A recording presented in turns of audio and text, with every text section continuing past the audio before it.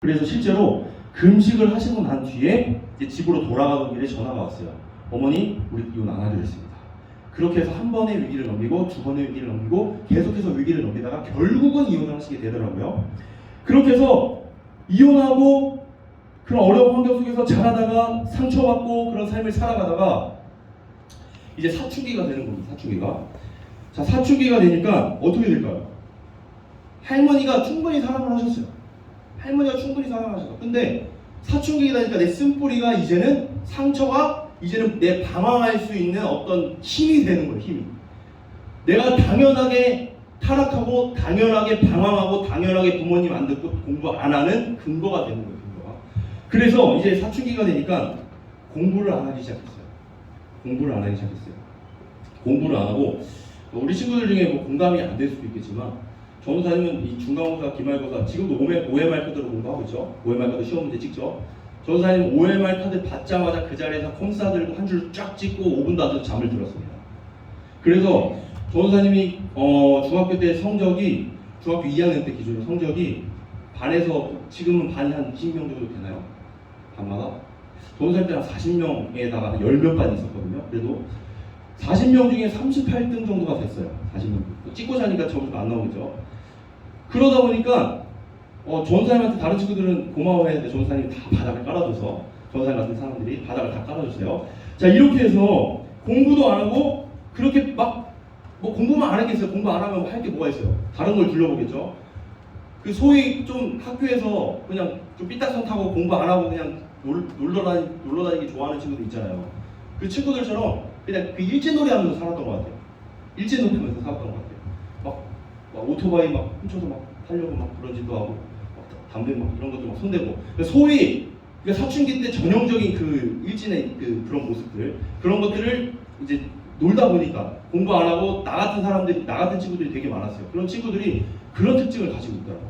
그래서 그렇게 놀다 보니까 그렇게 방황하며 살았는데 전사님 신기하게도 초등학교 때부터 교회는 빠진 적은 없었어요.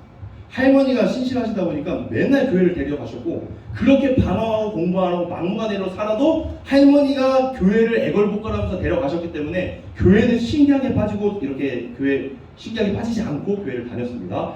그렇게 해서 이제 방황하는 삶을 살다가 중학교 3학년 여름방학 때 수련회를 가게 돼요. 이게 전사님 인생의 어떤 터닝 포인트가 되게 됐는데 수련회를 가서 그때 2박 3일 동안 어떤 대학원에서 캠프를 진행하던 그런 수련회였어요.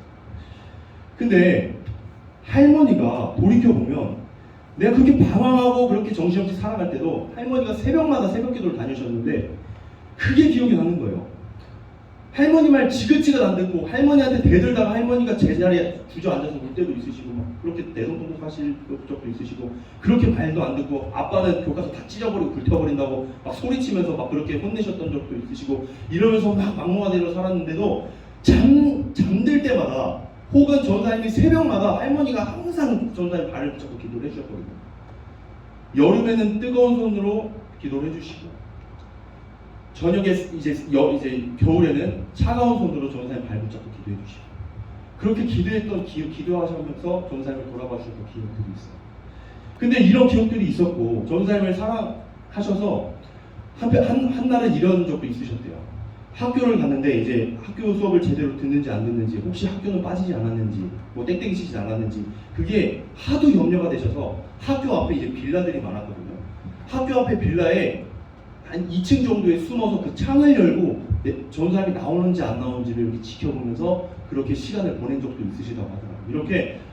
그렇게 걱정하고 그렇게 사랑했던 할머니의 사랑을 그렇게 받았는데도 그 사랑을 외면하고 살았던 것 같은데 그렇게 살아가다가 중학교 3학년 때 여름방학에 수련회를 가게 됩니다.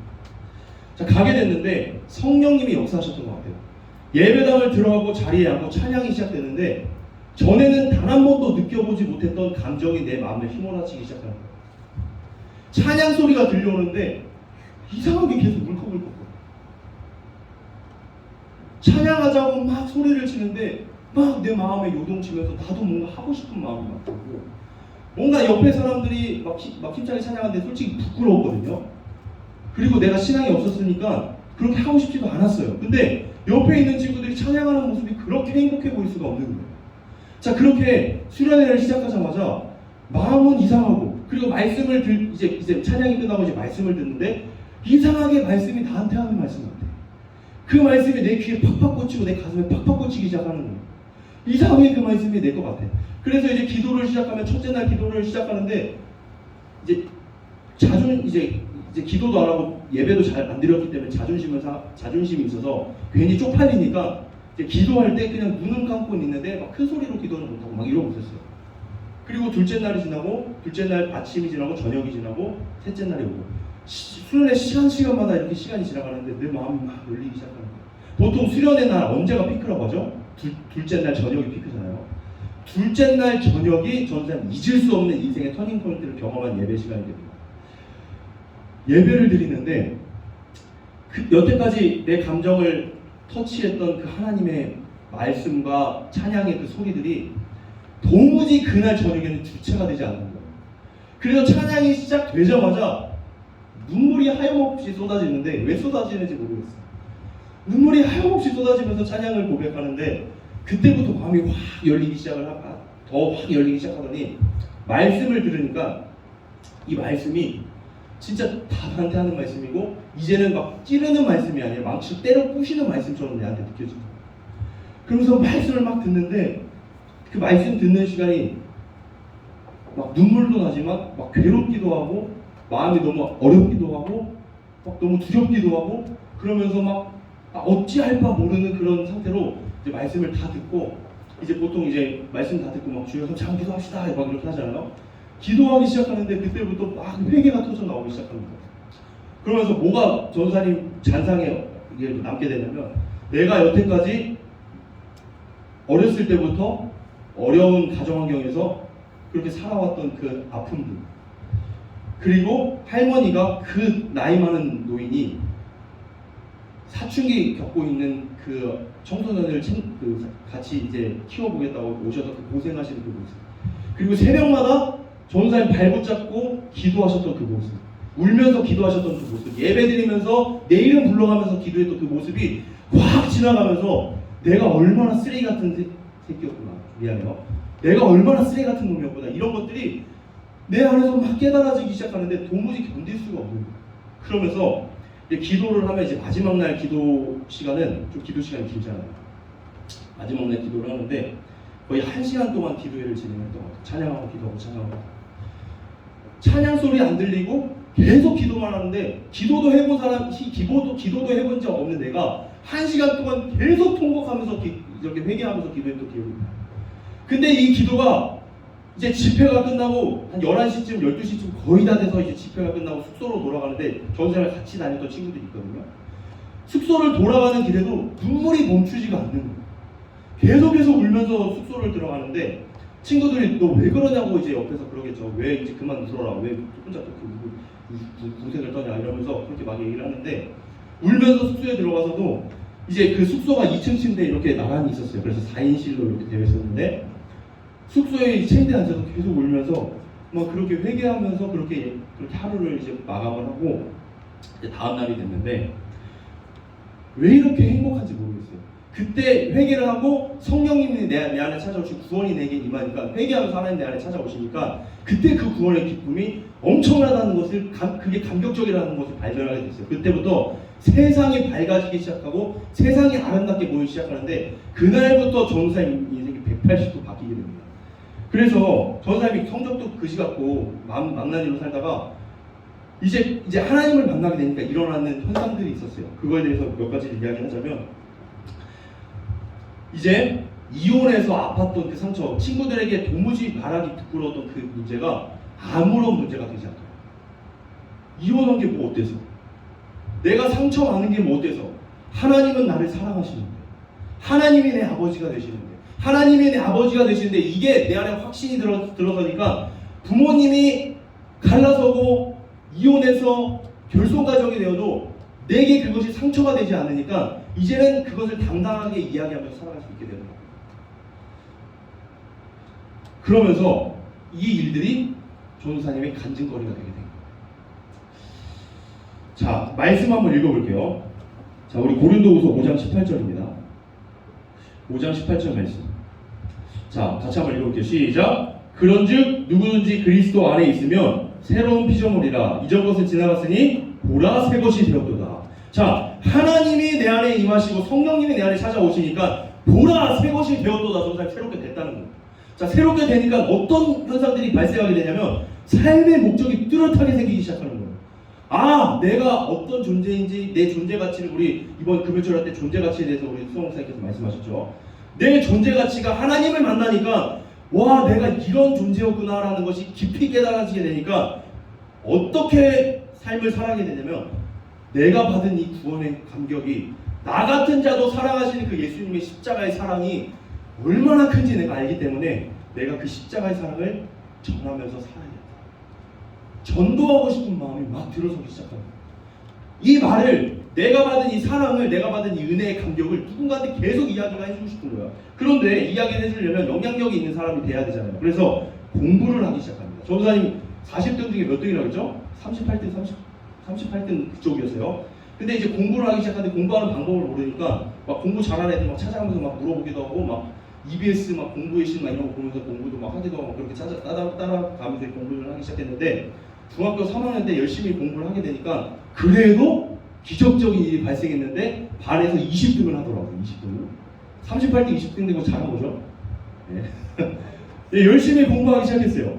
자, 공부하기 시작했고 고등학교 가서도 열심히 나름대로 공부하면서 지냈던 것 같아요. 그러니까 고등학교 1학년, 2학년, 3학년 공부를 탁월하게 잘하진 않았어도 점점 성적이 상승을 하니까 고등학교 3학년 때는 그래도 고등학교 3학년 때도 고등학교 때도 친구들이 되게 많았어요. 15개 정도 반이 됐고 10개는 남자 반, 5개 여자 반 이런 비율이었던 것 같은데 전도사님 15개 반 50명 중에 전도사님 그래도 반에서 2등을 하더라고요. 잘한 거죠. 네. 반에서 2등을 하게 되더라고요. 삶의 목적이 생기니까 내가 왜 살아야 하고 내가 하나님의 영광을 위해서 이렇게 살아가야 되겠다라는 결단이 생기니까 공부를 하기 시작하는 거예요. 그러니까 삶의 목적이 없으면 공부도 돼요, 안 돼요? 내가 왜 공부해야 되는지를 모르는데 어떻게 공부가 될 수가 있겠어요? 그러니까 이제 공부를 열심히 하기 시작하니까 공부의 성적도 오르고 되게 신나는 삶을 살았어요. 자, 그리고 또 한 가지 특징이 생깁니다. 예배를 사모하게 됐어요. 자, 예배를 어떻게 사모하게 됐냐면 원래 이제 주일 예배만 이제 드리다가 예수님을 만나니까 예배하고 싶은 감격이 막 내 안에서 막 샘솟듯이 솟아나는 거예요. 하나님을 만나고 싶고 예배하고 싶고 찬양하고 싶은 이 마음이 막 계속 내 안에 불일 듯이 일어나니까 수요 예배 누가 가라고 하지도 않았는데 가게 되고 금요철에 누가 가라고 하지도 않았는데 가게 되고 막 새벽 예배도 가끔 뭐 특세나 이런 거 있으면 누가 가라고 하지 않았는데도 가게 되는 거예요. 주일 예배도 매주 주일 예배가 기다려지게 되더라고요. 오늘은 내게 무슨 말씀을 하실까? 오늘은 내게 어떤 말씀을 주실까? 성경에서도 하나님 말씀이 꿀송이처럼 달달하고 이야기하는데 정말로 예수님을 만나니까 하나님의 말씀이 꿀송이처럼 달게 되는 그런 현상들을 경험하게 됐어요. 그래서 예배를 사모하게 되더라고요. 자, 그리고 예배를 사모하게 되니까 하나님의 말씀이 내 안에 계속해서 들어오게 되니까 하나님 말씀대로 내 삶이 변화되게 되겠죠. 자, 내 삶이 변화되게 되면서 예배를 통해서 하나님의 말씀이 내 삶을 움직이는 원동력이 되게 되는데, 자, 그렇게 예배 생활을 하게 되고 그 다음에는 전도사님 뭐가 바뀌었냐면 이제 예배를 사모하게 되니까 이제 학교에서도 예수님을 막 자랑하게 되고 이런 것들이 막 발생하게 되니까 이제 어떤 일들이 일어나냐면 이제 고등학생 되면 이제 막 예배 막 야자도 하고 막 이러잖아요.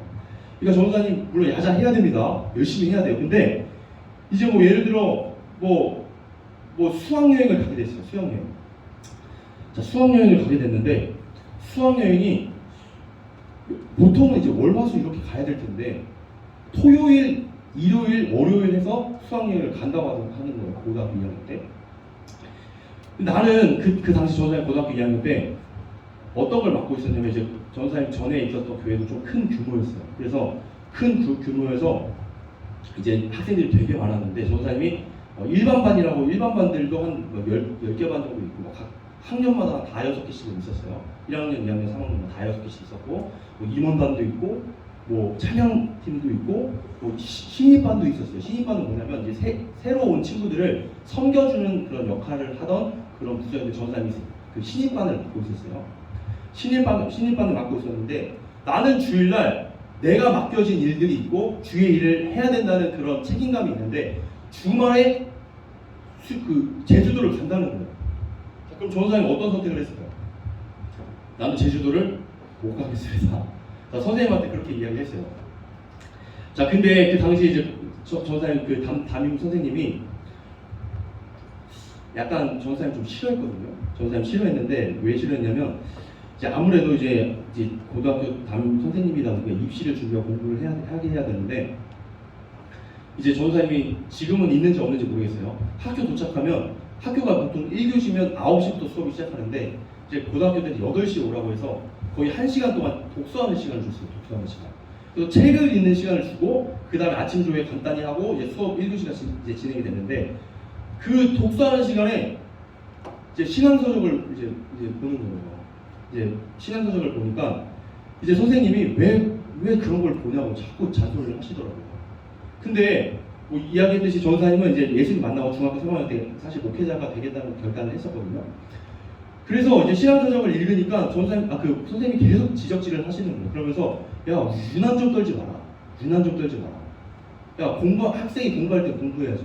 근데 나는 이미 신학교 주의 일 할 거라니까. 나는 그런 마음이 있었는데 선생님은 그게 다른 친구들 보기에 다른 친구들은 막 다른 서적들 뭐 공부에 유익한 서적들을 막 읽고 있는데 나는 그런 자기 종교 색깔을 막 드러내면서 신앙 뭐 책도 읽고 그리고 전사님이 좀 십자가 목걸이 같은 것도 막 이렇게 매달고 다녔어요. 근데 뭐 그게 선생님 보기에는 뭐 복장훈련처럼 보일 수도 있겠죠. 근데 막 그걸 막 자랑하고 싶은데 어떻게 십자가 있다면 막 되게 큰 거 십자가 목걸이 들고 다니고 누가 봐도 난 예수 믿는 사람이야 이런 걸 막 자랑하면서 막 그렇게 다녔는데 그렇게 막 하다 보니까 선생님 눈에 꼴 같지 않은 거예요.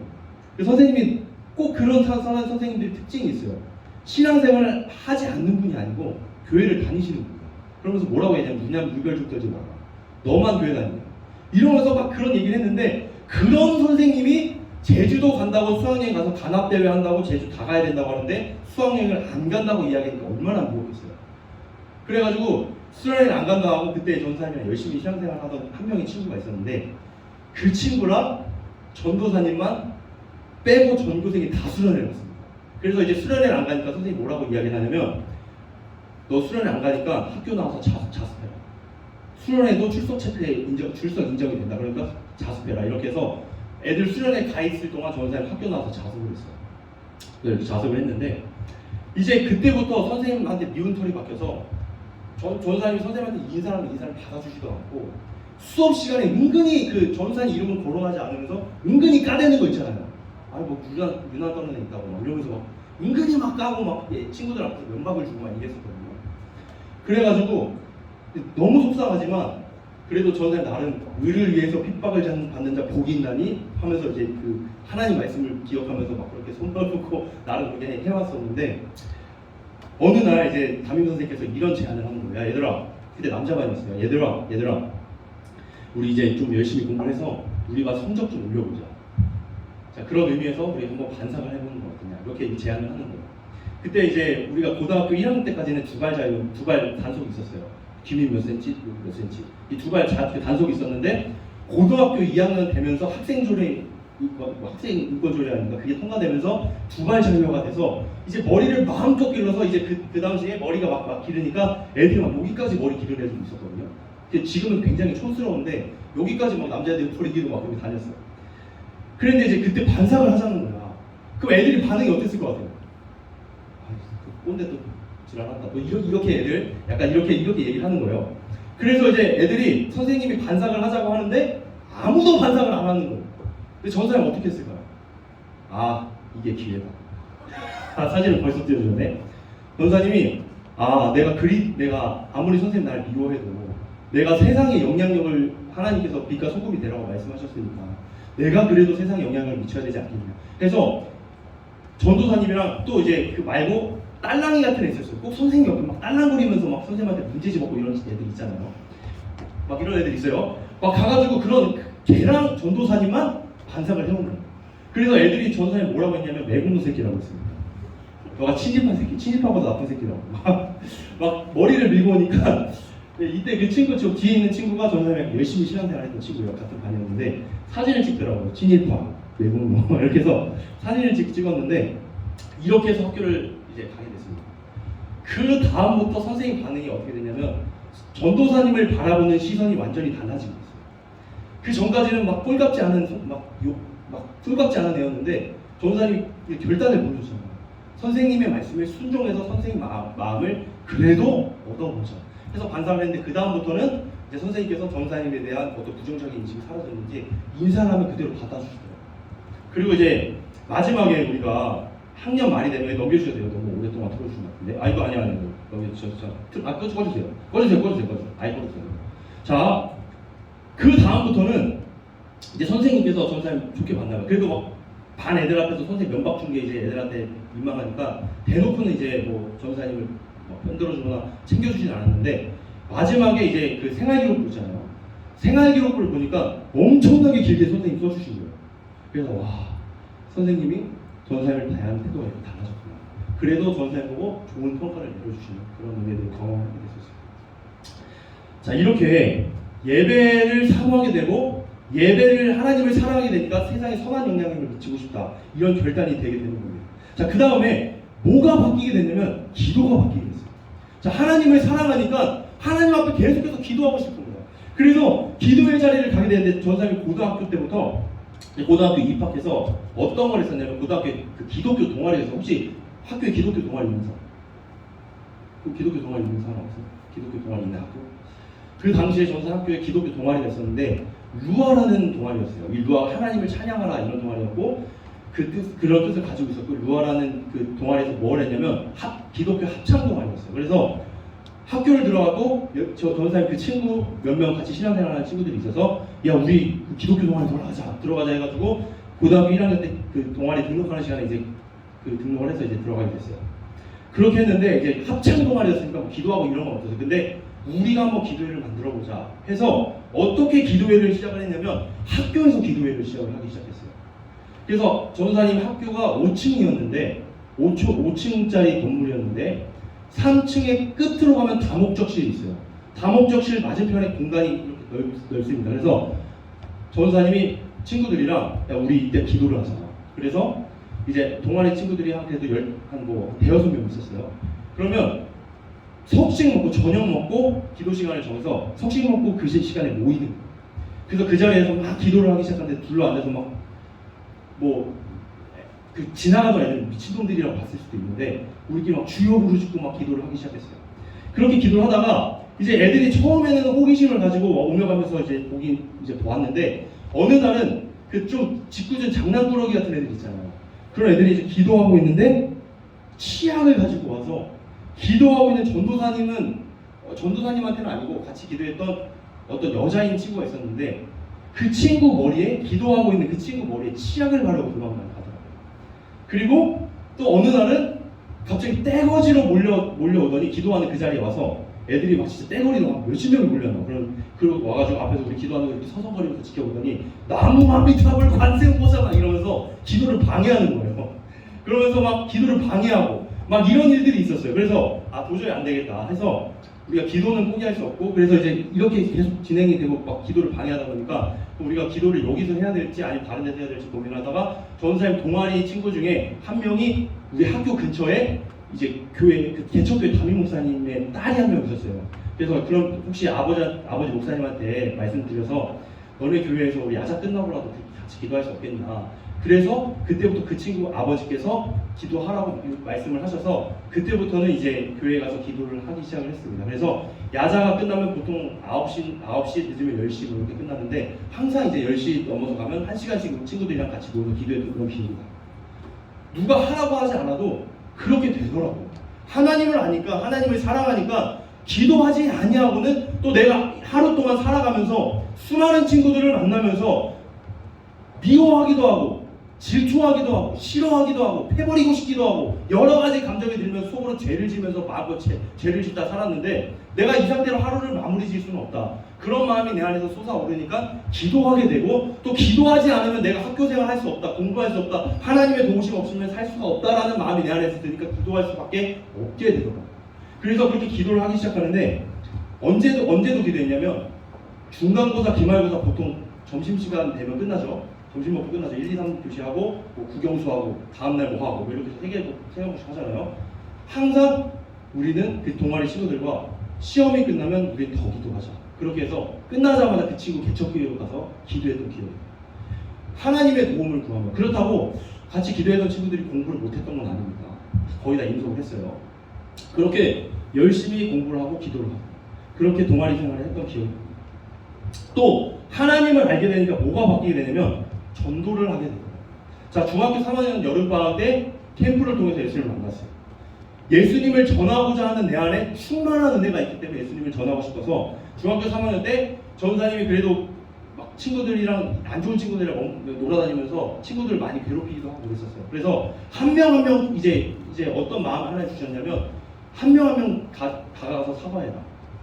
너가 잘못 괴롭혔던 친구들이 가서 사과해라. 이런 마음을 주시더라고요. 그래서 그 친구들 한 명 한 명 찾아가서 적어도 나 때문에 힘들어했던 친구들 가서 사과하고 내가 이랬는데 내가 예수님을 만나니까 내가 너무나 죄인이라는 사실을 발견하니까 너한테 너무나 미안하더라 하면서 친구들한테 가서 사과를 하기도 하고 그리고 이제 우리가 지금 이제 경산 사탕을 던져줬지만 그 학교 다닐 때 별거 아닌데 선생님들이 퀴즈 맞춰서 사탕 하나씩 던져주잖아요. 근데 그게 그렇게 맛있을 수가 있어요. 전사님 학교 수업할 때 청포도 사탕 선생님이 항상 주머니에 넣고 다니시던 분이 있었거든요. 퀴즈 맞추면 청포도 사탕 들어서 던져주는 거예요. 그러면 그 사탕을 수업 시간 내내 먹는데 그렇게 행복할 수가 없어요. 그래서 전사님이 이제 할머니다 보니까 사탕을 많이 이제 드시잖아요. 그럼 집에 사탕 한 묶음씩 주머니에 넣고 학교를 가는 거예요. 그래서 이제 밤마다 돌아다니면서 사탕 한 개씩 주면 내가 교회 가자.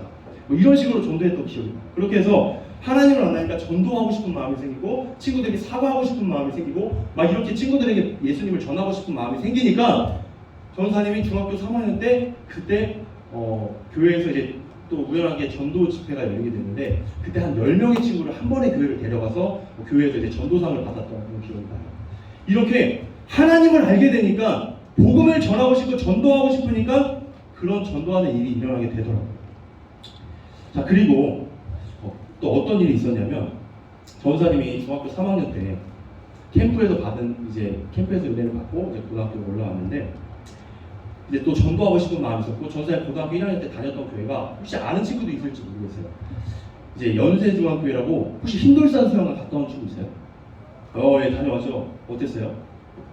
네, 좋기도 하지만 굉장히 힘들었을 거예요. 흰돌산을 이제 교회에서 가게 됐어요. 흰돌산에 가게 됐는데 거기서 너무 큰 은혜를 받고 그 다음번에 이제 집회를 갈 때 결심을 했어요. 아, 내가 친구들을 이 교회로 데려와야겠다. 그 흰돌산을 데려와야겠다. 그래서 전사님이 열심히 또 저금을 해서 이제 친구들에게 이제 한 4명의 친구를 흰돌산으로 데려가려고 저축을 해서 이제 그 회비가 그 당시 6만 원이었거든요. 그래서 나도 이제 돈이 없을 때 다 내줄 수는 없으니까 이제 저축을 해서 이제 절반 정도 친구들한테 이제 돈을 주면서 야, 내가 흰돌산 같이 가면 내가 조금 돈 줄 테니까 거기 되게 재밌어. 거기 되게 좋아 하면서 친구들한테 이제 흰돌산을 가자고 꼬드겨서 한 4명의 친구가 갔는데 이제 4명의 친구랑 이제 기도원에 가서 이제 예배를 들어가게 됐어요. 근데 2명의 친구는 부모님이 신앙생활 하던 친구예요. 그리고 2명의 친구는 아예 생판 교회조차 다녀보지 않았던 친구예요. 근데 이 4명을 끌고 흰돌산을 갔는데 흰돌산 분위기 알죠? 주여! 막 하면서 기도하고 막 목사님 막 예수님을 떠나가라 하면 막 하면서 막 귀신 들어가고 막 이런 현상들이 막 일어나죠. 생판 모르는 애들이 교회를 와가지고 기도회를 이런 교회에서 예배를 드린 것도 아니고 생판 모르는 애들이 기도원에 와서 막 이러니까 애들이 이게 미친놈 광란의 집단이다 이렇게 생각을 했나 봐요. 그래서 이제 저녁쯤 이제 숙소로 들어갔는데 얘네들이 이렇게 얘기를 하는 거야. 일단 난 도무지 여기 있을 수가 없다. 나는 도무지 여기 못 있겠다. 나 좀 제발 가게 해달라고. 또 가게 해달라고 해서 막 붙잡다가 이제 결국은 그 친구들이 전사님이 자는 시간에 몰래 탈출해서 나갔어요. 자, 탈출해서 나갔는데 그 흰돌산이 어디에 위치하고 있냐면 수원의 산자락에 위치하고 있어요. 굉장히 이제 기도 쭉 들어가야 되는데 버스를 타러 내려오려면 보도로 한 30분은 내려와야지 되게 먼 거예요. 근데 그 친구들이 이 광란의 집단에서 벗어나기 위해서 30분의 노력을 불사하고 버스를 타러 내려와서 도망쳤습니다. 자, 그리고 이제 두 명의 친구들은 이제 기도원에서 끝까지 남아서 이제 은혜 받고 방언 받고 성령 받고 해서 전사님이랑 같이 이렇게 신앙생활 하는 무리가 되게 됐었어요. 그리고 이제 방학을 잘 마치고 학교를 돌아갔어요. 학교를 돌아갔는데 이제 학기 초니까 이제 선생님들이 그런 시간을 이제 갖더라고요. 방학 동안 재밌었던 에피소드 있었던 친구를 한번 나와볼래? 이렇게 얘기하더라고요. 그랬더니 이제 그 전사님이 친구들 같은 반 친구 3명이랑 다른 반 친구 1명에서 4명을 데려갔던 거거든요. 이 3명의 친구한테 이 흰돌산이 이제 여름 방학 시즌에 화근이었 뭐랄까 재밌는 에피소드였던. 그래서 도망간 친구가 앞으로 제일 먼저 나오더라고요. 제일 먼저 나와서 이제 전사님이 이제 평소에도 막 애들 막 전도하고 그랬으니까, 그래서 이제 친구가 나와서 뭐라고 얘기를 하냐면, 제가 밑에가 수련회 가면 재밌었다고 해서 이제 수련회를 가게 됐는데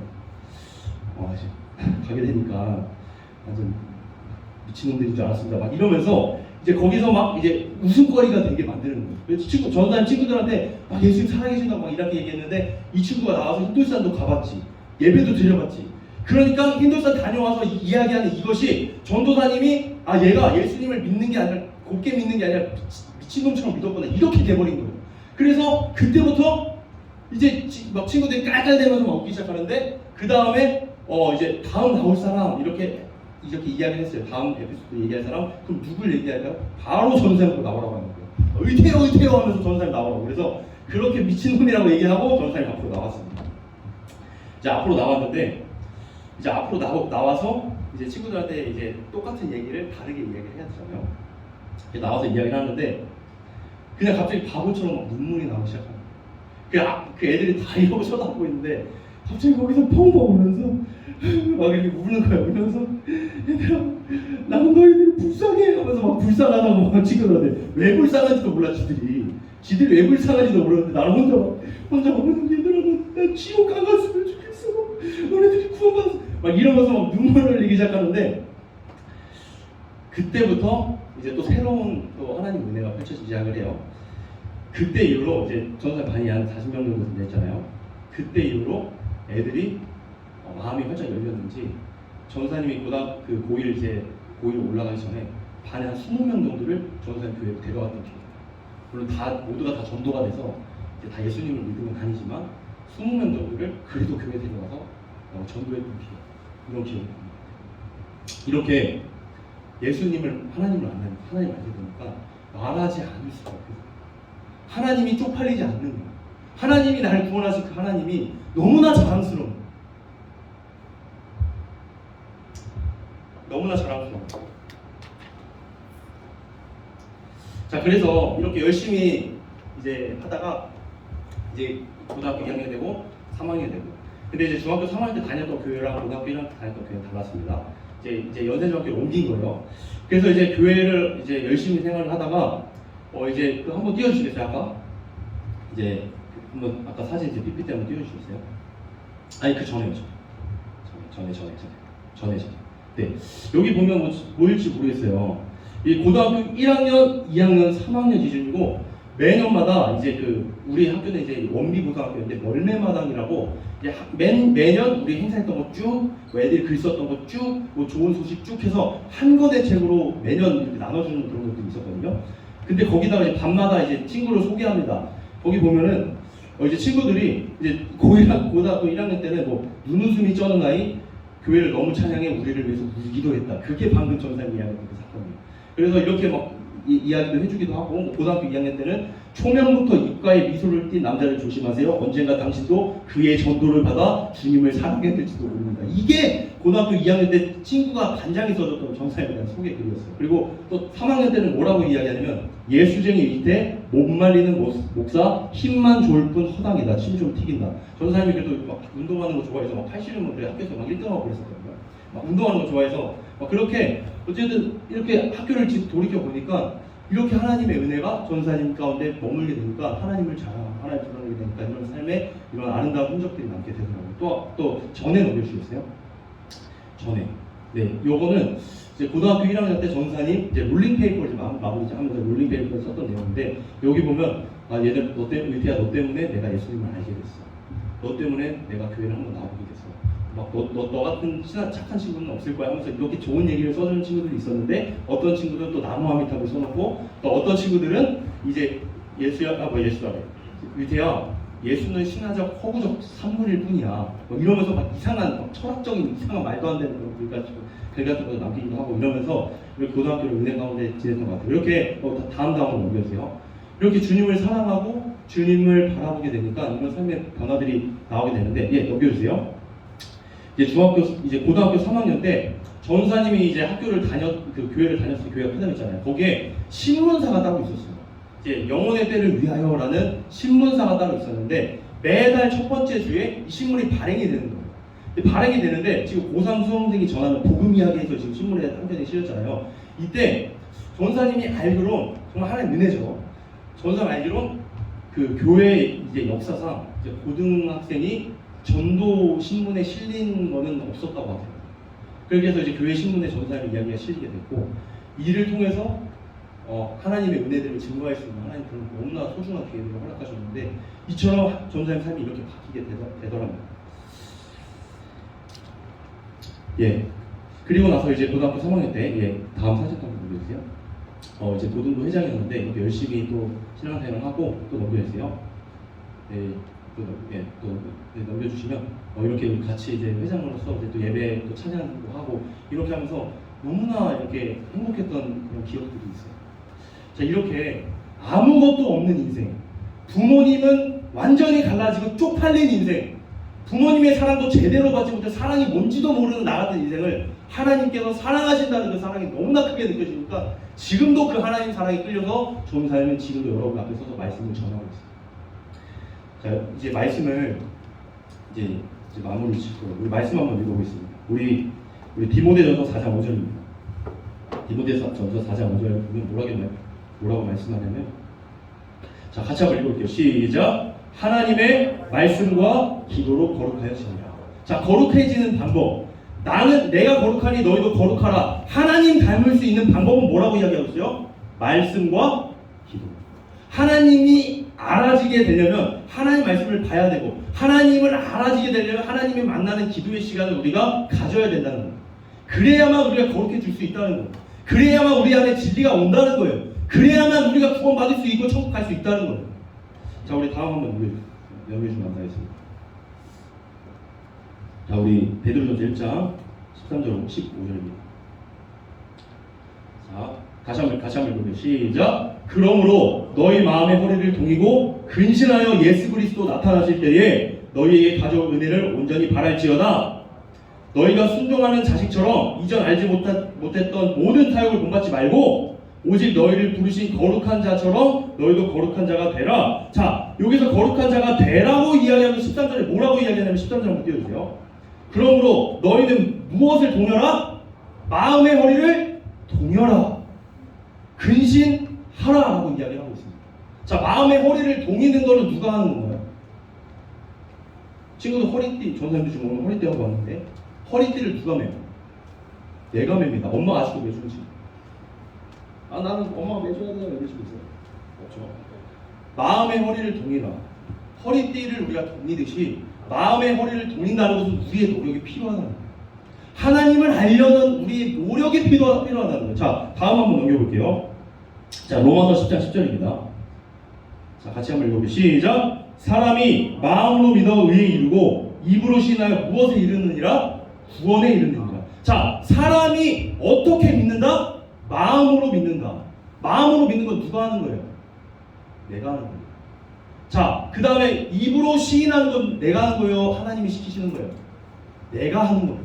자, 이처럼 우리가 하나님을 알려면 내가 지금 하나님이 어떤 존재인지도 몰라. 하나님이 살아계신지 아닌지 몰라. 그런데 하나님 살아계신다고 앞에서 당당하게 이야기를 하네. 하나님 살아계신다고 누군가는 목숨 걸고 간증을 하고, 누군가는 수많은 사람들은 지금도 세계에서 예수 그리스도의 복음을 전하다가 그 선교지에서 순교하는 수많은 피 흘려 죽는 사람들이 있어요. 자, 이런 사람들이 있듯이 그런 사람들은 죽으면서까지 자기가 하나님께서 부여주신 사명을 완수하면서 살아가는데, 그렇게 하나님을 믿는 사람들은 있다고 하는 거예요. 나는 하나님이 도무지 있는지 모르겠어. 그러면 우리에게 뭘 하라고? 마음의 허리를 동이고 마음으로 믿고 입으로 시인해라. 그러면 무엇이 일어나리라? 구원이 일어나리라. 자, 마지막으로 말씀 한번 읽어보겠습니다. 예, 두 개 읽어볼게요. 히브리서 11장 1절. 자, 다시 한번 읽어볼게요. 시작. 믿음은 바라는 것들의 실상이요 보이지 않는 것들의 증거라. 자, 믿음은 뭐 하는 것들의 실상이다? 바라는 건 누가 하는 거예요? 바라는 건 내가 하는 거예요. 소망하는 건 누가 하는 거예요? 내가 하는 거예요. 하나님 앞에 내가 가까이 가려는 그 진실한 마음이 우리 안에 있어야 하고, 그 마음이 하나님 앞에 상달될 때 하나님의 그 마음이 우리 안에 전달이 된다는 겁니다. 자, 마지막으로 우리 예레미야 33절을 읽고서 우리 찬양하면서 기도하겠습니다.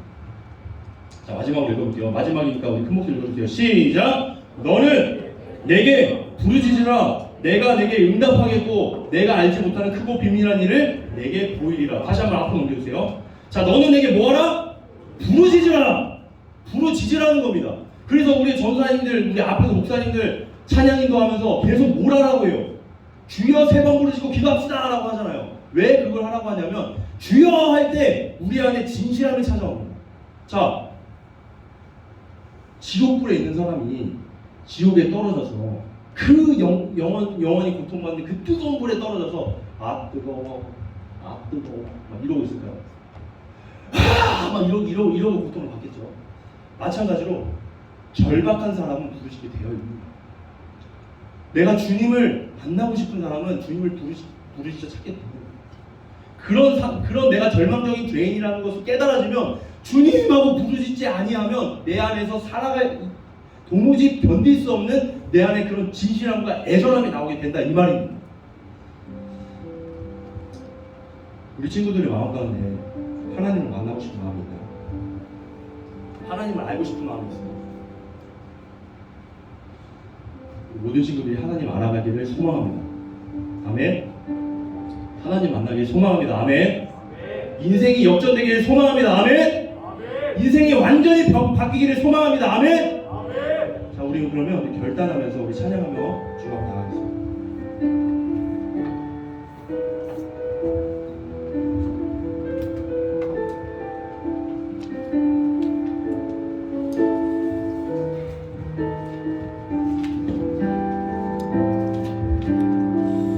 우리 주님께서 우리 친구들의 결단을 바라십니다. 우리 친구들이 어떤 인생을 살든지 하나님은 그거 중요한 거 아닌 것 같아요. 단지 하나님을 알기를 소원하십니다. 공부 잘하는 거, 내가 잘 나가는 거, 내가 싸움 잘하는 거, 내 친구들 가운데 인싸인 거 하나도 중요하지 않습니다. 하나님은 하나님을 알기를 소원하십니다. 우리 내 삶들이 고백하시면서 우리 하나님 앞에 진실한 고백으로 주님 나를 만나달라, 내 삶이 하나님 앞에 아름답게 그려지길 소망한다고 같이 한번 찬양하시겠습니다.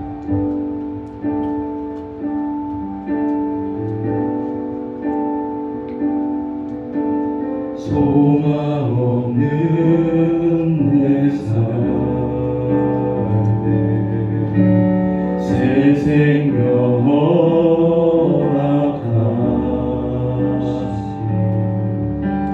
날 향한 주님의 은혜, 놀라운 주님의 사랑, 삶의 문제인 경험, 눈물만 흘릴 때 날 안아주시네, 날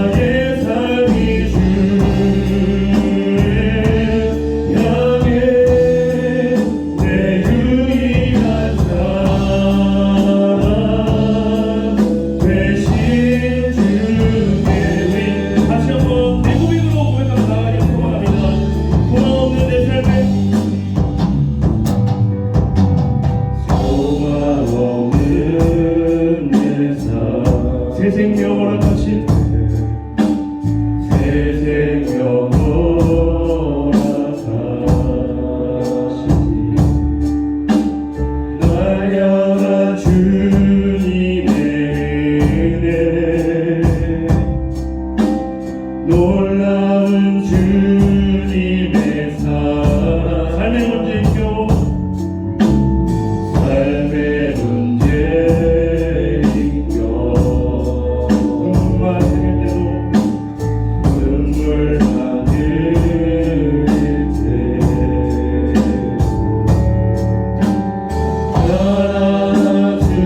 알아주시는 주님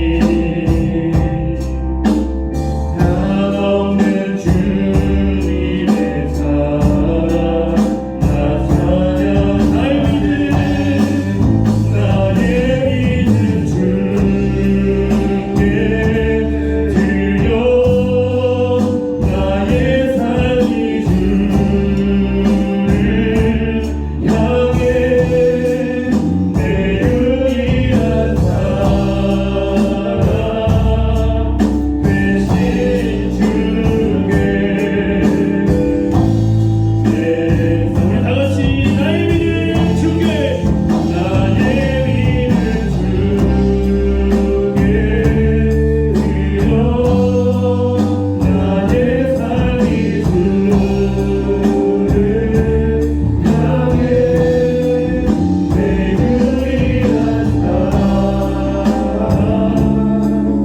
되신 주께 함께 기도를 나누겠습니다. 주님 나를 만나 주시옵소서. 내가 하나님 앞에 어떤 존재인지를 알며 살아가기를 소원합니다. 주님 나를 주님 앞에 눈에 넣어도 두고 보기에도 아까운 하나님의 자녀인 줄 믿습니다. 죄악 가운데 방황하고 죄 가운데 허락받다하며 살아가는 우리의 아까운 인생들을 주님 앞에 아름답게 드려지길 소망하오니 내 인생을 바꾸어 주시옵소서. 내 인생 가운데 찾아와 주시옵소서. 나를 만나 주시옵소서. 우리 주여 세 번 부르짖고 동성으로 기도하겠습니다. 주여 주여 주여 주여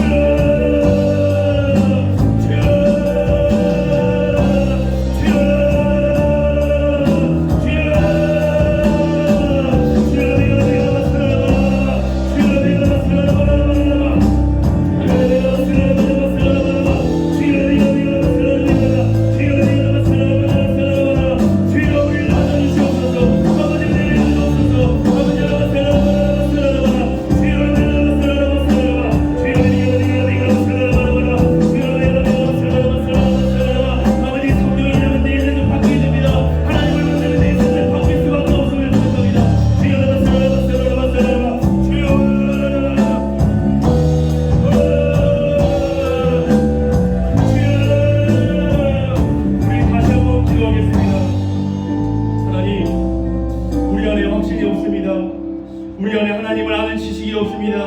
아니 하나님을 아는 지식이 있어도 그것이 믿어지지 않습니다. 주님 아버지 우리가 주님을 아는 지식이 나의 믿음이 되게 하옵소서. 하나님 내 인생을 끌고 가는 버팀목이 되게 하옵소서. 우리의 삶이 가치 있는 삶으로 살아갈 수 있도록 내 인생을 주장하여 주시옵소서. 우리에게 믿음 달라고 다시 한번 주여 한번 부르시고 통성으로 기도하겠습니다. 주여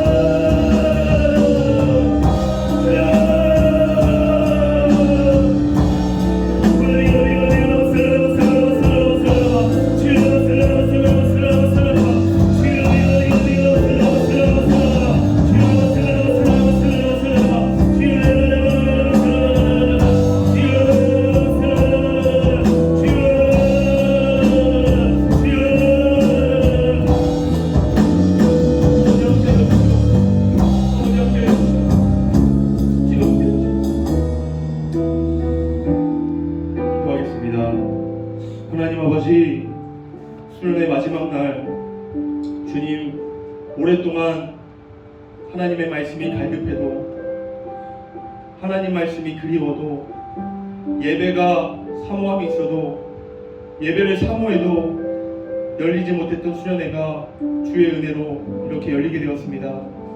하나님 아버지, 우리가 예배를 드릴 수 있고 은혜 받을 수 있고 하나님의 생명의 말씀을 드릴 수 있다는 것이 우리에게 얼마나 큰 은혜인 줄 모르겠습니다. 주님, 우리가 그것을 알고 살아가기를 소원합니다.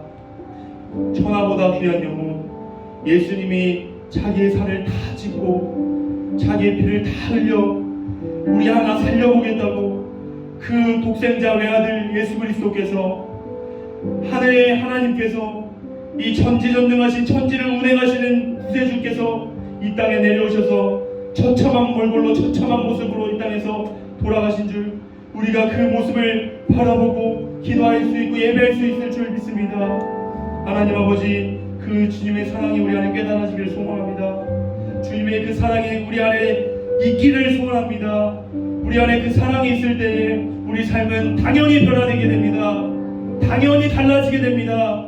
당연히 삶의 목적에 따라 주님의 영광을 살아가게 됩니다. 주님, 우리가 그 가치를 깨닫고 평생을 살아가는 이 다음 세대가 되기를 소원하고, 믿음이 절대로 흔들리지 않고 세상에 주님의 빛과 소금의 역할을 감당하며 정복하고 다스리는 우리가 되기를 소원합니다.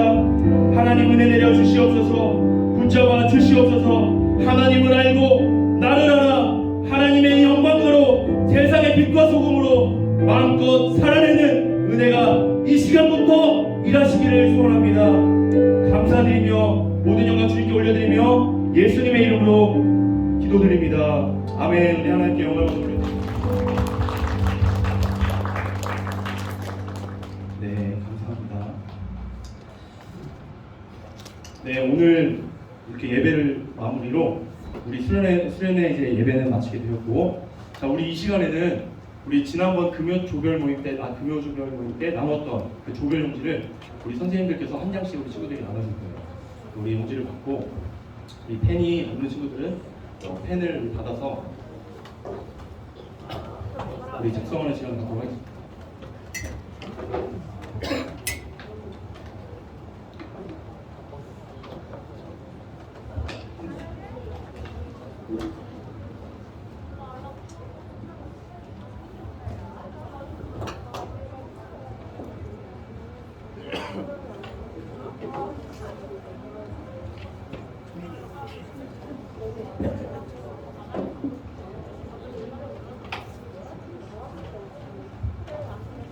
자, 우리 종이를 갖고 펜이 없는 친구들은, 펜이 없는 친구들, 종이가 없는 친구들 손 들어주세요.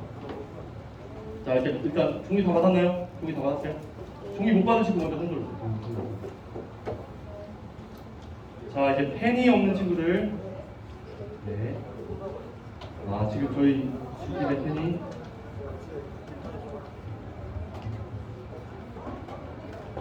펜이 없는 친구들은 펜을 전달해 주세요.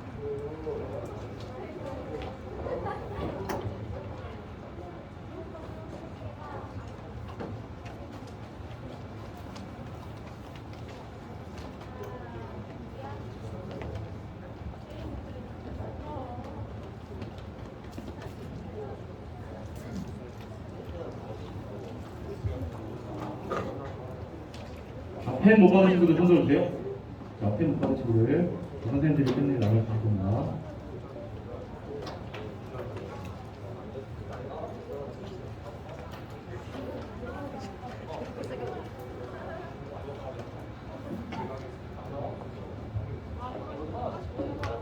자, 이제 작성하는 시간을 갖도록 하고요. 우리 음악 좀 틀어주세요. 그리고 잔잔하게 음악 좀 깔아주시기 바랍니다.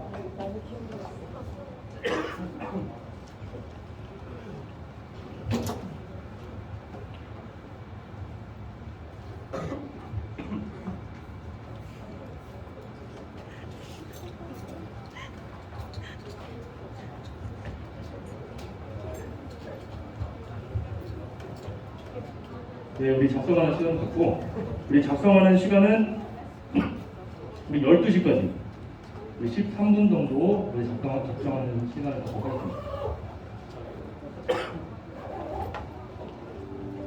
네.